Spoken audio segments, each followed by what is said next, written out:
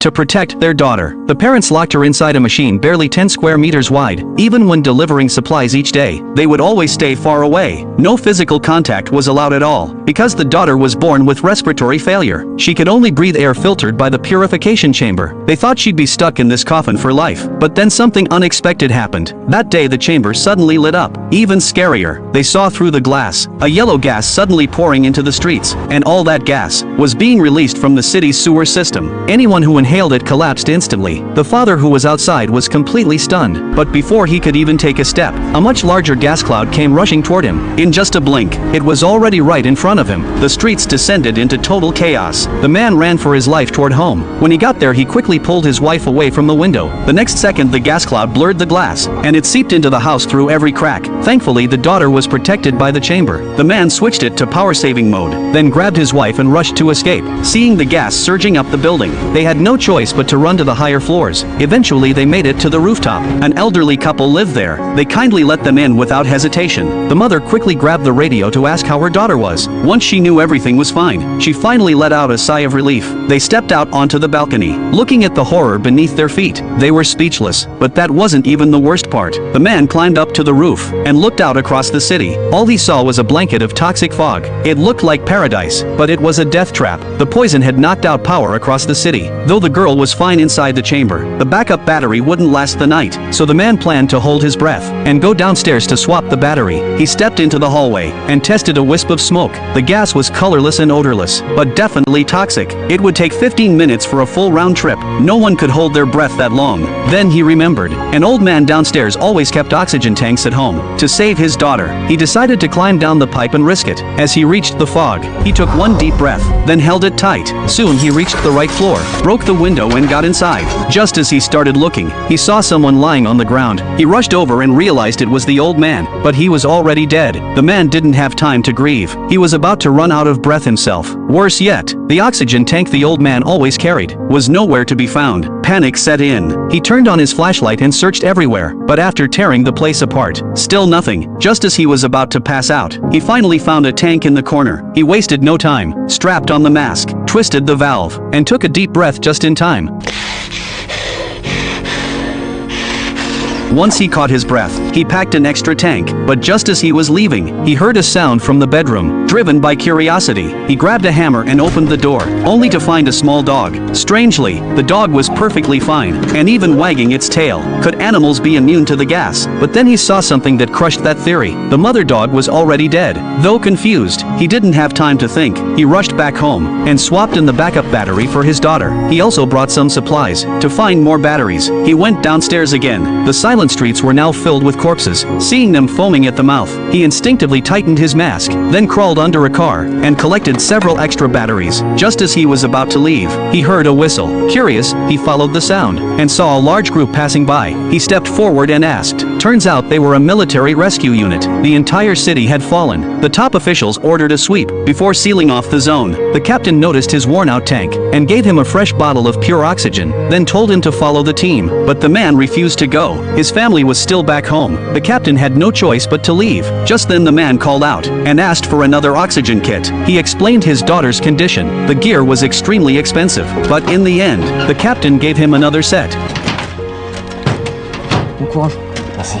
When the man got back, he was horrified to see the gas was still rising. They couldn't stay here much longer. They had to take their daughter and leave. But the only way she could survive outside was with a spacesuit, and it was stored at a lab in the city center. Desperate to save her, the couple decided to go find the suit. When the daughter heard they were going, she begged them to check on her friend. He had the same illness, and his parents were rarely home. The couple refused instantly. In times like this, they had no obligation to help someone else's kid. C'était l'inverse. T'aimerais pas que ses parents le fassent pour moi? Left speechless, they finally agreed to check in on the boy, but when they got to his house, there was no one inside. Running low on oxygen, they didn't have time to think. Soon they arrived at the lab and found the suit. Just as they were leaving with the case, the lab suddenly exploded. Luckily they regained consciousness, but the man found himself gasping for air. His oxygen line had snapped. Now there was only one tank. They had to share it, taking turns to breathe, while dragging the heavy suit. They climbed step by step, until finally they reached the rooftop.